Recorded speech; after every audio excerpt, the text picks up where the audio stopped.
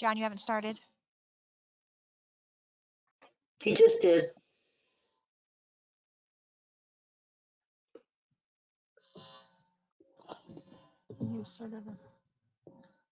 John, do I need to start over? All right. I'd like to call the King George County School Board Special Meeting Work Session of November 13, 2020 to order. Please stand for the Pledge of Allegiance and the moment of silence. Pledge allegiance to the flag of the United States of America And to the republic for which it stands, one nation, under God, justice for all.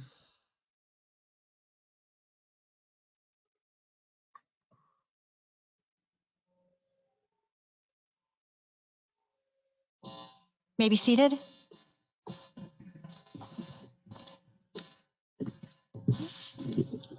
Do we have any public or employee comment?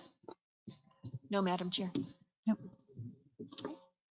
To move on to item 5, action item, air quality enhancements. Anybody online? Yeah, John, was there anybody online? No, so I thought, okay.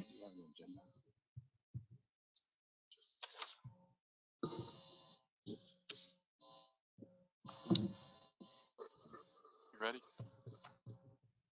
You ready? Yes. Okay.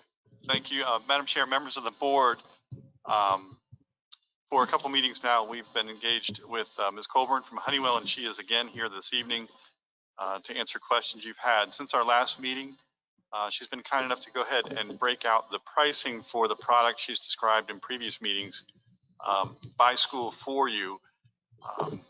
Just to frame this up, you have in the large packet, you have the 5 or the 6 rather contract documents, 1 per school. At the back of that same large packet, you have a listing of installation pricing, and you have the large spaces.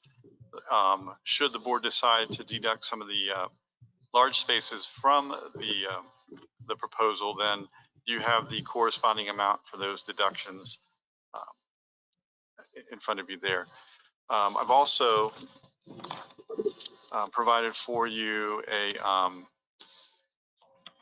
just the same sheet, the same breakdown table that we have as far as the COVID-related revenue sources that have been made available to us, just for your reference. And so with that, I'll go ahead and reintroduce Ms. Colburn, who is here. And for our public, again, the nature of the equipment, very quickly, is that it's a air purification system that will help our schools it emits ions into the air, which attach to then germs, to include the COVID virus, making the molecule large enough that it can be then neutralized first and then captured by our filters in our existing systems. So with that said, the only other aspect of this that we've talked about before is that one of the probable funding sources to entertain this would be CRF, or coronavirus relief funding. And we've done a good bit of homework to determine that funding, in fact, must be utilized, and the goods or services that are procured must be in place by December 30, 2020. So we are certainly in the same time crunch that we've talked before with regard to the revenue source. So with that, I'll leave it to the expert, to Ms. Colburn. Done a very good job. The deduct is just cafeterias, auditoriums, and gymnasiums. And the deduct for a total was $99,236, but I did break it out based on that slide, and I also have it broken out by elementary school if you need that even further. I think that's what you asked me to do. I'm happy to answer any questions that you may have about the product, installation, or any other questions. Okay, do we have any questions, Ms. Gonzalez? I just have one. It's, I guess, maybe more of a comment, but I think on the last slide with the totals and the deducted dollars, I believe that the total is not reflecting that $17,000 deduction that you made last time for the preschool. It's still 741, right? And if you add it up, it's actually 724,265.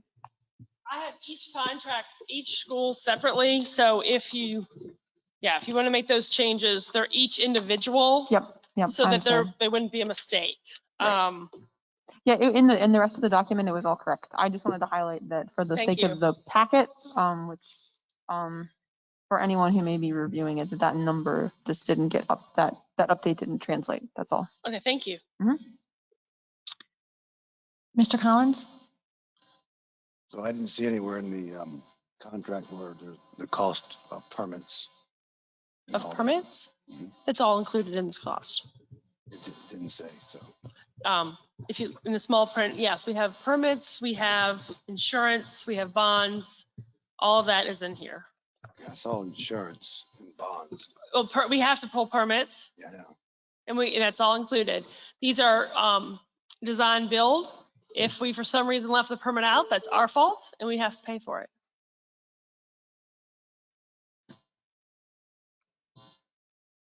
There are no price changes on these. I mean, once we submit these, if we forgot something, that's on Honeywell to pay for it. Well, if it's not in a contract, But if it's required for the project, it's a design build. If it's required for the project and we forgot it, we will pay for it. We've done enough work here that hopefully they've captured that. And if they haven't, then Honeywell will pay for that. Ms. Tolliver, did you have any questions? Yeah, just one. So, hey Joyce, thanks for coming back to King George again on a Friday night. If we were to remove the larger spaces as been discussed, or at least has been presented, and waited to do that later, would the cost be greater at that time? I would not know. I don't believe so, because I do believe the labor could go down, but because I do not control the cost of the product, I don't know. The cost of the product is held for us for this project. I don't know if in January it'll go up. I believe that labor could potentially go down because this is done in such a short time frame. I'm not sure about product.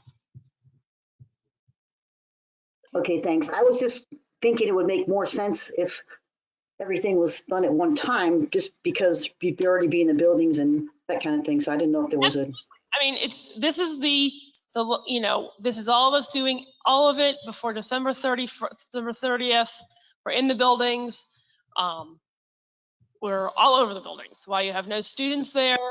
So obviously, if you only did, parts of it, and there are places where students may be later, we'd have to obviously work around them. Right. Okay. Thank you. Thank you. Dr. Benson, could you see if Ms. Hawk had any questions, please? Sure. Ms. Hawk, did you hear that? Ms. Panzera is asking if you had questions. I'm sorry. Go ahead. Did Ms. Panzera is giving you time to if you have questions for Ms. Colburn or? No, I do not have questions. Okay. I just have one quick question. This says any school combination can be done by December 30th. That includes all of them as well, right? Correct. Okay. All or had you part. decided to do just the elementary, I wanted you to know that any or all could be done. Okay, do I have a motion? So let me Oh, ask you have another about question? Dr. Benson about the procurement. Sure. So the only way you can procure this is on an emergency basis. At this time, given the timeline that we're working with, yes, it would. I spoke with Lavita Cobb, Ms. Cobb at the procurement office this week, and confirmed that given our timeline or given what we need to do within the time we're allowed or permitted, it would be procured as emergency procurement with a sole source justification with Honeywell, since they already engage the board in contract for the maintenance of their HVAC systems. Ordinarily, we would, for a project of this scope, you would take several weeks to draw up specs, and you would submit that out for a couple weeks for companies to then submit written and probably sealed bids. Then you would have a couple more weeks for the receipt of those bids and then the evaluation and ultimately the award of a contract. So that would be a normal procurement process.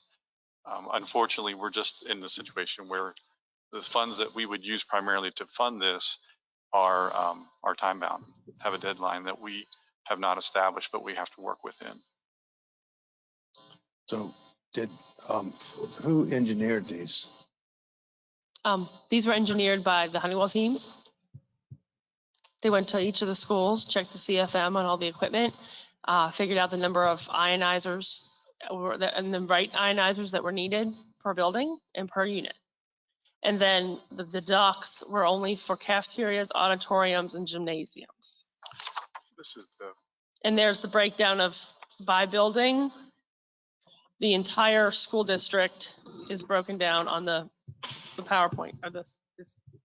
so you have a copy, a hard copy with you. I made a copy of all the equipment listed by school. That's helpful.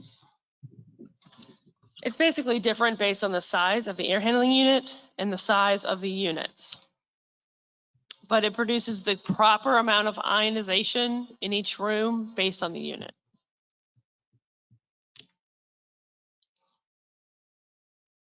I had one question. I just thought of it. Is adding these to our HVAC units, will this change our maintenance contract at all? There's no maintenance on these units, so no, it will not change them. So it won't add any additional labor for the maintenance or anything like that? No, So they're only good for 10 years. 10 to 12. There's a 1-year warranty. There's a 1-year warranty. Mhm. And that's typical of most equipment. The only thing that can really break on it is the power supply. It's the only movable part. So obviously, if when we were doing our regular maintenance, if we noticed the power supply for some reason we thought it wasn't working, we could certainly replace that. I have a question for Dr. Benson. Okay, go ahead, Ms. Tolliver. If it's, I don't know if it's appropriate this time. So based on the balance of the CRF funds that we have, and this would cost additional, you feel confident that we can cover the additional cost through our regular operating budget? Is that correct? I believe so. I believe we can examine some cost avoidance in our operating budget. We would need to reprioritize in some cases, but I'm confident that we could do that to help with the cost that's above and beyond what we have available in terms of CRF funding. Thank you. So would you not fund a teacher position to pay for this? No, not necessarily. I don't know of a teacher position we would not fund. Was it positions that wouldn't be funded? Positions that wouldn't be funded. In other words, if you're taking money from the operating budget, would you not be filling positions? No, we'll still fill positions. Some of the source of this money, to describe it, would be lapse money. Lapse money would be a position that's not been filled to this point, but a position for which we budgeted last year. So we have some funding that is available for positions that we've intentionally held off filling until our mode of instruction perhaps changes. We did that to create a reserve so that we could address needs in the future that may still reveal themselves. So that's one source. We also have each year we often have monies that are associated with, we call it breakage, or we budget for positions in the spring. We have some folks that retire or leave us who may be earning a salary that is greater than the salary of the person we then ultimately hire in the summer or after the budget's been developed. And that is another source of potential funding that we could look at. Beyond that, then we would simply be looking within our operating budget across all of the different appropriation units to pull together funding to fulfill the project. But I do believe it's a need in our schools. It's one of those things that we on purpose planned to try to be conservative with funding in order to address needs as they reveal themselves through the year, given the unique nature of the year. So, Dr. Benson, Master. So based on the COVID revenue source updates that you provided, So we talk about using the CRF funds for this procurement. Are you saying we can only use the CRF funding from that 777,000, or can we use money across the other funds from across the other CARES categories? You could, I am suggesting you use the balance that's left of the CRF money, Mhm. certainly. Of the other two, no, the GEAR grant is a grant awarded competitively, and it is Yep. awarded for the very purpose we applied for it. And then, of course, the King George County CARES money, that was, we met with the County Board of Supervisors and specified the needs to them. And they, of course, awarded that funding for those very purposes. So we've been very careful to make sure that money is spent for the purposes that we communicated to them at that meeting. So you would have flexibility with the school CARES potentially. That is a funding source that would be potentially available to you. Keep in mind that that funding is available to the board for 2 years from the date it was awarded. So you have some flexibility there. My suggestion was that you exhaust the coronavirus relief funding and that we look inward at our operating budget to try to fulfill the balance of the project cost. So is there no ability to revisit the use of the county CARES funding with the Board of Supervisors to see if some of that could be applied? There could be, but it would be after the fact. Obviously, this is, it's time sensitive. So that, that's completely up to the board. If you wanted to re-engage in that conversation, I'm just simply suggesting that I believe and I'm confident there's a way we could look within our operating budget to reprioritize, to utilize the funds that may be a fund balance as a result of the things I mentioned earlier to fulfill the project. Okay, so for the, so I understand the GEAR funding, but there's only a balance of like 10K left there. So across the other three, if you add them up, they like the balances cover the amounts of the proposal for the ionization systems. So as far as the county CARES funding, I know, the Board of Supervisors approved it for what was proposed to them.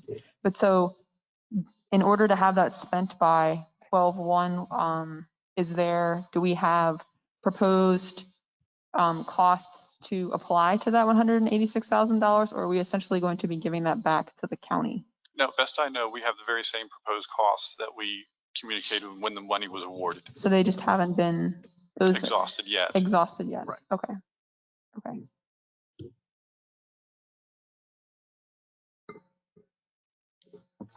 Okay, are there any other questions? Have we lost Ms. Hawk? I think she's still here. Yeah, you can still hear me, Yes, right? I'm here. Okay. I'm still here. Could you just verify that she had no additional questions? Just wanting to verify, Ms. Hawk, do you have any other questions or any questions that you'd like to ask? No, thank you. No. Okay, do I have a motion? Or is there any further discussion? Let me ask you that first. Any further discussion from the board members? Is there discussion about the deducts, or are we looking? I guess I'm just trying to. I guess if we get a motion, then we can have the discussion on what Okay. we're talking about. Do I have a motion? Sure. I'd like to make a motion to approve the procurement of the needlepoint bipolar ionization units. I got that correct. From Honeywell for the price as presented, $724,265 and change, I do believe. I think it's 741,182 is the most current number that I'm looking at. That actually does not include the $17,000 deduction that Ms. Colburn presented at the meeting on Monday, but that is the PowerPoint, I believe, is a typo, and the $724,000 amount is located in the packet. Okay, I'm sorry. My fault. Do you have that exact have the amount, full Ms. Coburn?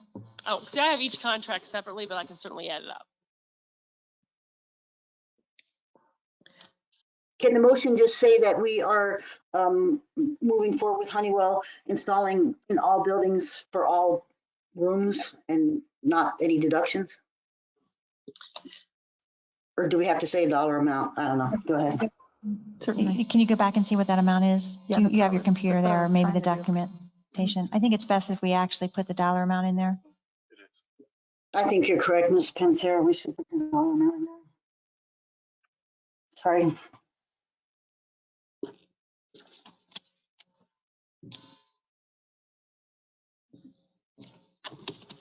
Joyce, do you know where it is in here?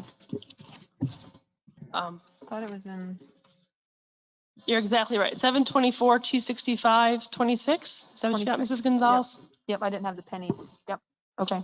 Want me to restate that? 724, 265, and 26 cents. So please clarify your motion, please. Okay. I move that the King George County School Board approve the procurement of the HVAC upgrades from Honeywell as presented in the amount of $724,265.26 in all schools. Second. Any discussion? So I'm concerned about the single source. I'm concerned about the amount. And I'm concerned about the rush on this to get this done. It doesn't make good business sense to rush like this. Even though there's not King George County tax money, it is federal tax money, which is all our tax money. That's all.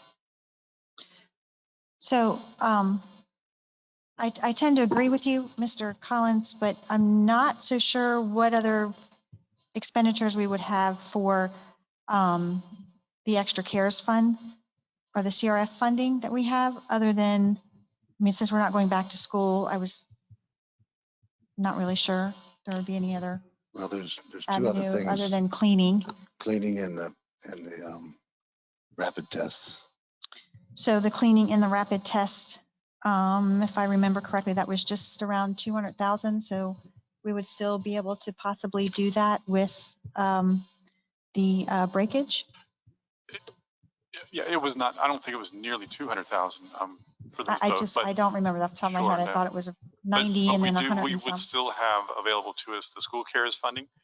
And you're correct, we could still have additional fund balance perhaps, but if nothing else, then you certainly have the school cares funding still available for that purpose, should the board decide that's an expenditure you would want to make.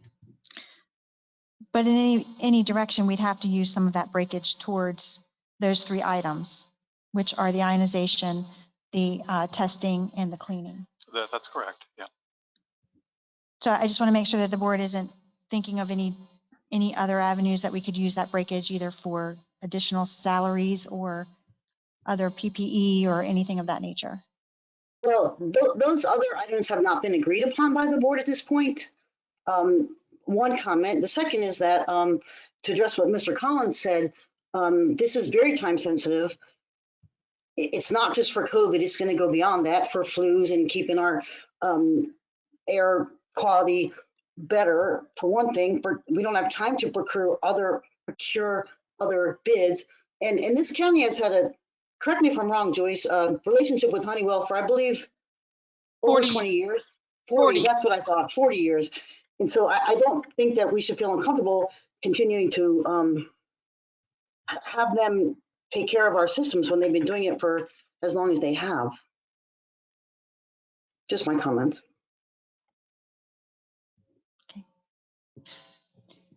All right, any other additional discussion? All right, so all in favor? Aye. Aye, sorry. Ms. Hawk, are you there? Gail, can you hear me? Ms. Hawk? She's still on the phone. Hello, Ms. Hawk? Trying to hear you, Ms. Hawk. We can't hear you right now.